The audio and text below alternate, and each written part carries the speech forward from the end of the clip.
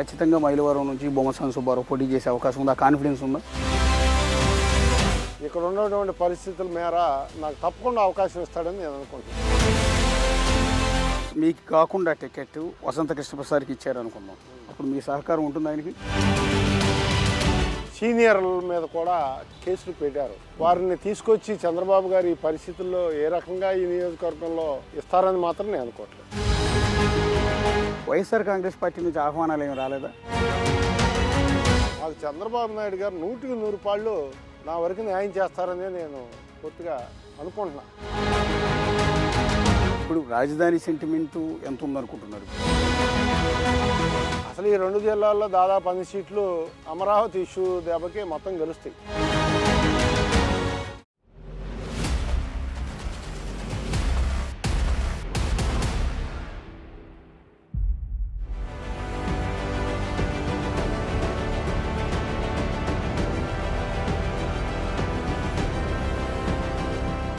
TDP senior నేత బొమ్మసాని సుబ్బారావు ప్రస్తుతం మనకు అందుబాటులో ఉన్నారు. ఇలా ఈసారి 2024 ఎన్నికల్లో బొమ్మసాని సుబ్బారావు తెలుగుదేశం పార్టీ నుంచి అసెంబ్లీకి పోటీ చేసే అవకాశం ఉందా? ప్రయత్నం చేస్తున్నాం. చంద్రబాబు గారిని రిక్వెస్ట్ చేస్తున్నాం, మాకు ఒకసారి అవకాశం కల్పించండి, మైలవరం నుంచి స్థానికుడిగా నాకు అవకాశం కల్పించమని చెప్పి అడగటం జరిగింది. ఆయన మాత్రం ఆయన పరిశీలనలో తప్పకుండా నాకు ఇచ్చే ఆలోచనలో ఉండాలని మాత్రం సమాచారం ఉంది. అంటే బేసిక్గా మీరు గతంలో మైలవరం నుంచి ఇండిపెండెంట్గా ఎమ్మెల్యేగా పోటీ చేశారు. సో ఇక్కడ ఈ నియోజకవర్గంలో బొమ్మసాని సుబ్బారావు పేరు తెలియని వాళ్ళు బహుశా ఉండకపోవచ్చు. సో అలాంటిది మీకు ఇన్నేళ్ళు అయినా కూడా ఎమ్మెల్యేగా పోటీ చేసే అవకాశం పార్టీ నుంచి రాకపోవడం కారణం ఏంటి? అంటే పార్టీలో ఉండతున్న వ్యక్తి సీనియర్ పొలిటీషియను, మాజీ మంత్రిగా ఉన్నారు. నేను ఒక ఎన్నికల్లో పనిచేయాలని చెప్పి తెలుగుదేశం పార్టీకి ఆయనకి పనిచేశాను. ఈ ప్రాంతంలో ఎప్పటి నుంచో తెలుగుదేశం పార్టీ స్థానికేతరులకు ఇస్తుంది కాబట్టి 99 నుంచి ఈసారి తప్పకుండా ఈ ప్రాంత ప్రజలు కూడా స్థానికుడు కావాలి, ఉభయ పార్టీల నుంచి స్థానికేతరులు పోటీ చేశారనేటటువంటి భావంతో చాలా ఇబ్బందికరంగా ఉన్నారు ఇక్కడ ఉండేటువంటి స్థానికులందరూ కూడా. ఇలా గ్రామాల్లో ఒక నాయకుడికి చెప్పుకోవడానికి ఒక సమస్య మీద కానీ చెప్పుకోవడానికి కరెక్ట్ లైన్ దొరకట్లా. ఇక్కడ ప్రజలకి గౌరవ మర్యాదలు కూడా తగ్గినాయి. ఈ ప్రాంతంలో రాజకీయ పరంగా గ్రామాల్లో ఉన్నటువంటి పార్టీ స్థానిక నాయకత్వాలకు కానీ స్థానిక ప్రజలకు కానీ ఎన్నికల టైంలోనే ఏదో ఒక రాజకీయ అడావుడి తప్పితే తర్వాత ఈ గ్రామాల్లో ఏ రకమైనటువంటి రాజకీయ పరంగా గౌరవ మర్యాదలు, ఇక్కడ అభివృద్ధి అనేది కూడా ఏమి జీరో. వాళ్ళు ఏదో ఎలక్షన్ అప్పుడు వస్తారు, వాళ్ళకి నందిగామకు సంబంధించి ఇష్యూల్లో వాళ్ళు కామెంట్ చేసుకుంటారు, విమర్శలు చేసుకుంటారు తప్పితే నియోజకవర్గాన్ని గురించి కానీ ఇక్కడ స్థానికుల్ని గౌరవించుకుంటా ప్రజల్లో ఒక భాగంగా చేసుకుంటా వెళ్ళటం అనేది లేదు వీళ్ళ దగ్గర. మీరు గతంలో బహిరంగ సభలు కూడా పెట్టారు, నాన్ లోకల్ ఇష్యూ తీసుకొచ్చారు. దేవినేను మాకంటే నేనే సమర్థుడని బహిరంగంగానే చెప్పే ప్రయత్నం చేశారు. అది పార్టీకి రీచ్ అయిందా?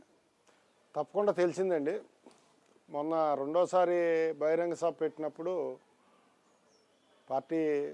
రాష్ట్ర పార్టీ అధ్యక్షులు వారు అచ్చెన్నాయుడు గారు నన్ను కొద్దిగా ఆపటానికి ప్రయత్నం చేయమని ఆఖరి నిమిషంలో చెప్పారు. అదే 4 రోజుల ముందు చెప్తే తప్పకుండా ఆపేవాడిని.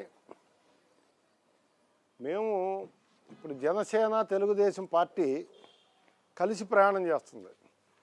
వాళ్ళని మేము కలుపుకునేటటువంటి విధానంలో వాళ్ళకి మాకు కూడా ఇంటరాక్షన్ బాగుండేటట్టు ఆ ప్రయత్నంలో భాగం. అట్లానే వైసీపీలో ఉన్నటువంటి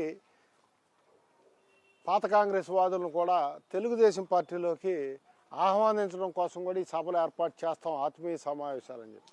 ఆ సందర్భంగా నాకు ప్రతి సభలో 2 సార్లు పెడితే 2 సార్లు 15-20% గతంలో వైసీపీ పార్టీకి ఓటేసినటువంటి వారు కూడా మా ప్రాంగణానికి రావడం జరిగింది. అది పార్టీకి మనం ఒక్కళ్ళమే ఉండి తెలుగుదేశం పార్టీ ఆలోచన కాదు, కాంగ్రెస్లో నుంచి కూడా ఈ రాష్ట్రంలో జరుగుతున్న తప్పుల గురించి తెలియపరిచి వాళ్ళను కూడా ఆహ్వానించినప్పుడే తెలుగుదేశం బలపడిద్ది అనే భావంతో ఏర్పాటు చేయటం. అట్లానే స్థానికంగా నా అవకాశాన్ని కూడా పరిశీలించమని కార్యకర్తల ద్వారా తెలియపరచడం, కార్యకర్తల ద్వారా పార్టీ అధినేతకి ఎన్నో సమాచార వ్యవస్థలు పనిచేస్తున్నాయి తెలుగుదేశం పార్టీ తరఫున కూడా. కాబట్టి వాళ్ళ ద్వారా కూడా పార్టీ అధినేతకి వెళ్ళేటట్టు నా ప్రయత్నం. అంటే ఇప్పుడు ఆల్రెడీ ఇంతకుముందు ఇదే కాన్స్టిట్యున్సీ నుంచి ఒకసారి గెలిచిన తర్వాత ఓడిపోయిన దేవినేని ఉమాకి వ్యతిరేకంగా మీరు ఒక కూటమిని కట్టారు. ఉమాకి సీట్ ఎట్టి పరిస్థితులు ఇవ్వొద్దని మీరు పార్టీ అధిష్టానం ముందు డిమాండ్ పెట్టారన్న ప్రచారం ఉంది, నిజమేనా అది? అసలు అది తప్పండి. నేను అసలు ముఠాని కట్టలేదు. స్థానికంగా ఈ ప్రాంతంలో ఎప్పటి నుంచో పనిచేస్తున్నాను. నా అభ్యర్థిని పరిశీలించమని చెప్పి నేను సర్వీస్ చేయడానికి నాకు ఒక అవకాశం కల్పిండి అని చెప్పి నేను అడిగా, కానీ అతనికి నేను టికెట్ ఇవ్వద్దని చెప్పడం కానీ, నేను పార్టీ అధినేతతో అసలు అతని గురించి నేను ఇంతవరకు ప్రస్తావించినటువంటిది లోకేష్ బాబుతోనూ ప్రస్తావించలేదు.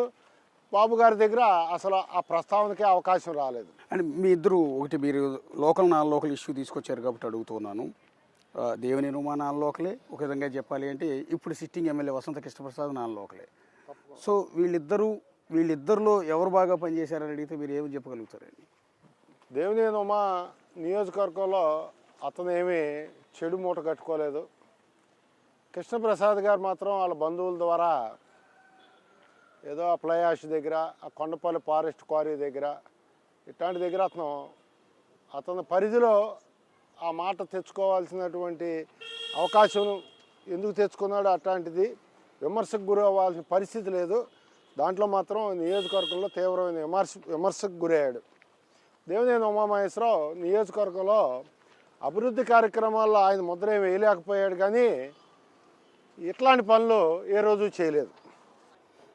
కానీ ఇప్పుడు మీలాంటి వాళ్ళందరూ గత ఎన్నికల్లో దేవినేని ఉమాకి పనిచేశారు, గ్రామాన తిరిగారు, అయినా కూడా దేవినేని ఉమా ఓడిపోవడానికి కారణం అండి. ఎప్పటి నుంచో అతను 2 టైమ్స్ గెలిచాడు. ప్రజలు మార్పు కోరుకున్నారు.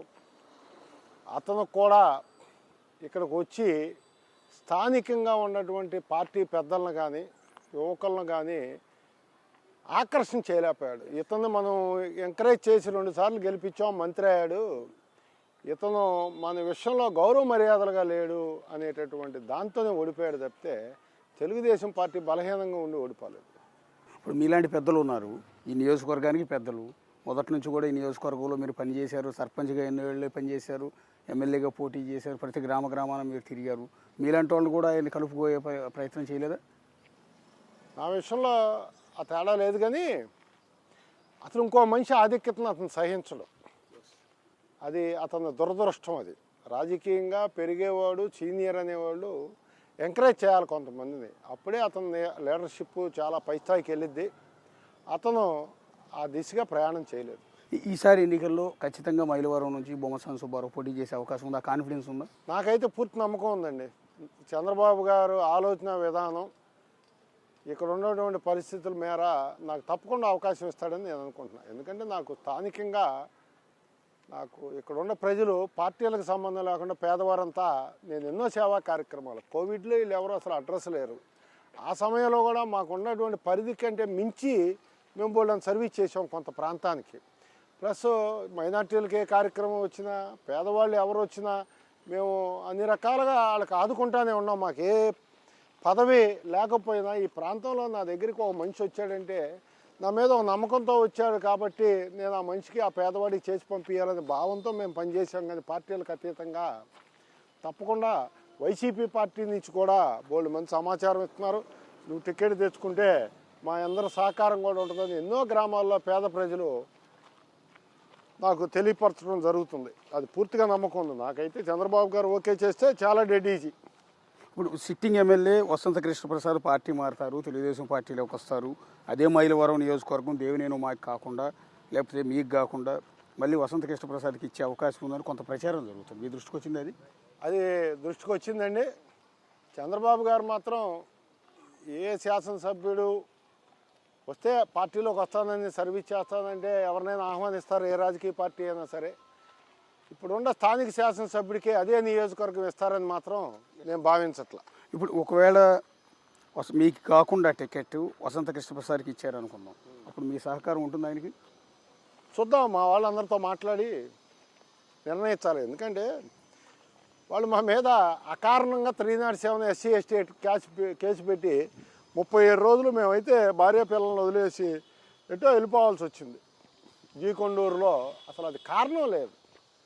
మేము అసలు కారు కూడా దిగలేదు. మా మీద దుర్మార్గంగా మేము ఎట్టి పరిస్థితుల్లో ఎక్కడా ఒక చిన్న పెట్టి కేసు కూడా, తగాదాల్లో ఉన్న కేసు కూడా లేదు మా మీద. అట్లాంటి వ్యక్తుల మీద మా మీద 307 SC/ST యాక్ట్ కేసు కూడా పెట్టి కుటుంబాల్లో ఆడవాళ్ళు కూడా ఇబ్బంది పడేటటువంటి పరిస్థితి, పోలీసు వారిని పంపించి ఇంటింటికి చెక్ చేయించినటువంటి పరిస్థితులు ఉన్నాయి ఆ రోజు.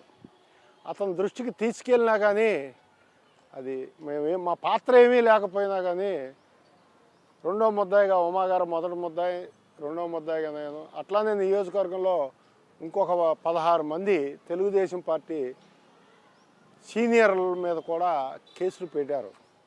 వారిని తీసుకొచ్చి చంద్రబాబు గారు ఈ పరిస్థితుల్లో ఏ రకంగా ఈ నియోజకవర్గంలో ఇస్తారని మాత్రం నేను అనుకోవట్లేదు. ఇప్పుడు ఒకవేళ మీరు ప్రజల కోసం, ఈ నియోజకవర్గం కోసం ఈ ఆస్తులు కూడా అమ్ముకున్నారు, ఆ సంగతి చాలామందికి తెలుసు. ఈ నేపథ్యంలో ఇంత పలుకుబడి ఉన్న బొమ్మసాని సుబ్బారావు టీడీపీ నుంచి సరైన ఆదరణ లేని సందర్భంలో, లేకపోతే మీరు నిరుత్సాహానికి గురైన సందర్భంలో వైఎస్ఆర్ కాంగ్రెస్ పార్టీ నుంచి ఆహ్వానాలు ఏమి రాలేదా? ఇదే మైలవరం నియోజకవర్గం మీకు అప్పచెప్తామని, పెద్ద పోస్టులు ఇస్తామని. కానీ నాకు అసలు ఇంతవరకు ఆ రెండో ఆలోచన రాలా. అసలు నాకు చంద్రబాబు నాయుడు గారు 100కి 100 పాళ్ళు నా వరకు న్యాయం చేస్తారని నేను పూర్తిగా అనుకుంటున్నా. ఎందుకంటే ఆయన ఆలోచన విధానం చాలా కష్టంలో నుంచి గ్రౌండ్ మొత్తం పూర్తిగా తెలిసినటువంటి నాయకుడు చంద్రబాబు నాయుడు గారు. అతని ఆలోచన ప్రకారం నాలాంటి వ్యక్తుల్ని ఆదరిస్తాడు అని ఉంది. కాకపోతే ఇవాళ రాజకీయాల్లో ప్రతిదీ ఆర్థికపరమైనటువంటి సమస్యని ముడిపెట్టి చూస్తున్నారు. మరి ఈ ప్రాంతంలో రాజకీయాల్లో నాకంటే గొప్పగా అన్ని రంగాల్లోనూ పనిచేసేవాడు ఎవడో లేడు. వాళ్ళు ఏదో ఎన్నికల రోజు ఒకరోజు ఏదో చిల్లర ఏదో ఖర్చు పెడతారేమో. మేము మరి మాకు ఉన్నటువంటి అన్నీ కూడా చాలా ఖర్చు చేసి మేము పేద ప్రజలకు చాలా చేసాం. ఎన్నికల రోజు ఒక్కరోజే కాదు, ప్రజల సమస్య ప్రతి బాధ్యత ఇచ్చిన తర్వాత, పోటీ చేసిన తర్వాత, గెలిచినా ఓడిపోయినా 5 సంవత్సరాలు ప్రజలకు అందుబాటులో ఉండాల్సిన పరిస్థితి. గెలిచినాడికి 70,000 ఓట్లు వస్తే ఓడిపోయినాడికి 68,000 ఓట్లు రావచ్చు. అతనికే రెస్పాన్సిబిలిటీ ఉన్నట్టే డెమోక్రసీలో. ఆ బాధ్యతలు తగ్గినాయి అనుకుంటున్నాయి ఇప్పుడు. ఓడిపోగానే నాకేం బాధ్యత లేదు. మరి అతని కోసం పనిచేసిన వాళ్ళు 10 మంది ఉంటారు కదా, మరి వాళ్ళందరినీ ఏం చేద్దాం, వదిలేసి వెళ్ళిపోతే. మరి ఇవన్నీ కూడా అందుకనే ఇవన్నీ కూడా పరిశీలిస్తున్నారు ఇప్పుడు పార్టీ అని నేను భావిస్తున్నా. ఎందుకంటే చాలా లాంగ్ రన్ను. రేపు యువకుడు లోకేష్ బాబు కూడా రేపు భవిష్యత్తులో పార్టీ పగ్గాలు చేపట్టి మళ్ళీ భవిష్యత్తు ఈ రాష్ట్రాన్ని పార్టీని నడుపుకుంటూ ఈ రాష్ట్రాన్ని అభివృద్ధి చేసుకెళ్లాల్సిన బాధ్యత ఉంది. కాబట్టి మాలాంటి సామాన్యమైనటువంటి కార్యకర్తలు, పేదలకు అందుబాటులో ఉండేటటువంటి వాళ్ళు, మా కమ్యూనిటీ నా దగ్గర 5% ఉంటే పేద వర్గాలు 95% ఉంటారు. అది సమాజంలో ప్రధానంగా గమనిస్తారని అనుకుంటున్నాను. పార్టీ పెద్దలు కూడా నాకైతే పూర్తి నమ్మకం ఉంది. ఇప్పుడు జనసేనతో పొత్తు పెట్టుకుంది. ఈ జనసేనతో పొత్తు అనేది తెలుగుదేశం పార్టీకి లాభదాయకమే అనుకుంటున్నారు? 100% మంచిది. అతను చాలా గొప్ప నిర్ణయం చేశాడు పవన్ కళ్యాణ్ గారు. దాన్ని ఆహ్వానించేటటువంటి పరిణామం. అతను ప్రజాస్వామ్యాన్ని కాపాడటం కోసం అతను ఏదన్నా ఒక అప్పీల్ చేయాలన్నా కానీ, అతను ఏదైనా మాట్లాడంగానే ఏదో భార్యలు అంటాం, అతని మీద అతని కులాన్నే పెట్టి తిట్టేయటం, ఇవన్నీ రాజకీయంగా కరెక్ట్ కాదు. అతను ఏదైతే మాట్లాడాడో దానికి సమాధానం చెప్పాల్సిన బాధ్యత అధికారంలో ఉన్న వాళ్ళకి. వ్యక్తిగత విషయాలకు వెళ్ళటం మూలనే ప్రజల్లో కూడా కొద్దిగా ఇబ్బందిగా ఉంది. ఇప్పుడు జరుగుతున్న పరిణామాలు ప్రజా సమస్యల పట్ల డిస్కషన్ కంటే ఈ డిస్కషన్ వ్యక్తిగతమైనటువంటి దాంతోనే ప్రజలు చాలామంది బాధపడుతున్నారు. బాధ్యత గల ప్రజలు, రాజకీయాలు ఎప్పుడో చూసినటువంటి వాళ్ళు దీన్ని ఆహ్వానించట్లా. ఇప్పుడు రాజధాని సెంటిమెంటు ఎంత ఉందనుకుంటున్నారు మీరు? బేసిక్గా అమరావతి ఉద్యమంలో మీరు కూడా పాల్గొన్నారు, వాళ్ళకి మద్దతు పలికారు. సో రాజధానిని అంటే 3 రాజధానులు ప్రకటించడం, రాజధాని నిర్మాణ పనులన్నీ కూడా అక్కడ ఆగిపోవటం, ఇదంతా కూడా ఈ 2 జిల్లాల మీద పడి ఉంది. ఆ సెంటిమెంట్ ప్రతి కాన్స్టిట్యున్సీలో ఉందనుకుంటున్నారు? అసలు ఈ 2 జిల్లాల్లో దాదాపు 10 సీట్లు అమరావతి ఇష్యూ దెబ్బకి మొత్తం గెలుస్తాయి. అసలు పోయినసారి ఎందుకు ఓడిపోయింది అనేది ఇప్పుడు కూడా అర్థం కాని ప్రశ్న. స్థానిక నాయకత్వాలే సరైనటువంటి దిశగా ప్రయాణం చేయక ప్రజెంట్ చేయటంలో కూడా స్థానిక నాయకత్వాలు ఒక్క బాబు గారే కాదు, బాబు గారు ఆలోచన విధానాన్ని కింద ఉన్నటువంటి ప్రజల్లో కూడా తీసుకెళ్లాల్సిన బాధ్యత స్థానిక ప్రజాప్రతినిధులు. ఎవరి కాళ్ళు ఒక బాధ్యత మర్చారు అనుకుంటున్నాను. అట్లానే అధికార పార్టీలో ఉన్నటువంటి వారు కూడా కులాలు మతాలుగా చీల్చేసి వాళ్ళు రకరకాలైనటువంటి సోషల్ మీడియాని అడ్డం పెట్టుకొని ఒక కులం మీద ద్వేషాన్ని బాగా రగిల్చారు. అది చాలా తప్పు విషయం అది. ఎందుకంటే నాకు తెలిసి నేను ఇప్పుడు మన సామాజిక వర్గంలో ఏ కులం ఇతరుల్లో ఎవరిని ఇబ్బంది పెట్టిన దాఖలాలు అయితే లేదు. వ్యవసాయమైనటువంటి కుటుంబాలు ఇవన్నీ వారు బతుకుతా 10 మంది వారి కింద ఉంటారు. అంతా గ్రామాల్లో మంచి కలిసి జీవనం సాగించేటటువంటి కమ్యూనిటీ క్యాస్ట్ ఇది. ఈ క్యాస్ట్ అట్లాంటి తప్పులు చేయదు. దాన్ని బాగా ఎక్స్పోజ్ చేశారు. చేస్తే కొద్ది ప్రజల్లో ఆ తేడా వచ్చింది. ఇప్పుడు కేసీఆర్ నాని రీసెంట్గా పార్టీ నుంచి బయటకు వెళ్ళిపోయారు. వైసీపీ ఎంపీగా ఈసారి పోటీ చేయబోతున్నారు. గత 2 సార్లు ఆయన ఎంపీగా గెలిపించడంలో మీలాంటి వాళ్ళందరి పాత్ర చాలా కీలకం. ఆయన కోసం మీరు కూడా పనిచేశారు. సో అలాంటి వ్యక్తి పార్టీ నుంచి వెళ్ళిపోవటం అనేది మీరు ఏ విధంగా చూస్తారు? అంటే పార్టీకి ప్లస్సా మైనస్సా? అతను పర్సనాలిటీ విభిన్నమైంది. పార్లమెంట్ మెంబర్గా చెప్పుకోవడానికి అర్హత ఉన్న మనిషే. కానీ పార్టీ పరంగా ఆయన ఆలోచన విధానాలు చాలా ఇబ్బందికరంగా వ్యవహరించినటువంటి సందర్భాలు చూసాం. పార్టీలోంచి వెళ్ళిపోకూడదు. గల్లా జయదేవ్ గారు వాలంటరీగా అతనికున్న ఇబ్బందులు చెప్పేసి 10 సంవత్సరాలు నేను ఉన్నాను, 3 సంవత్సరాలు నేను సర్వీస్ చేయలేకపోయాను, ఆఖరి 3 సంవత్సరాల్లో కొద్ది ఇబ్బందులు వచ్చినాయి, నేను తప్పుకుంటున్నా అన్నారు. అట్లానే ఆయన్ని కూడా వెయిట్ చేయమని చెప్పాం. పార్టీలో మరి పెద్దలు ఆయనతో ఏం మాట్లాడారో నేనైతే దాన్ని హర్షించట్లా. ఎందుకంటే నీకు బెదవాడ పార్లమెంట్గా సైకిల్ గుర్తు మీద 10 ఇయర్స్ నువ్వు ఎలక్ట్ అయ్యి ఆ రోజున చంద్రబాబు గారు గొప్పాడు, ఈరోజు చంద్రబాబు గారు గొప్పడు కాదంటే అది బాధ్యత. ఒక పార్లమెంట్ మెంబర్గా నువ్వు మాట్లాడే భాష కాదు. ఆల్ ది బెస్ట్ అండి సుబ్బారావు గారు. Thank you.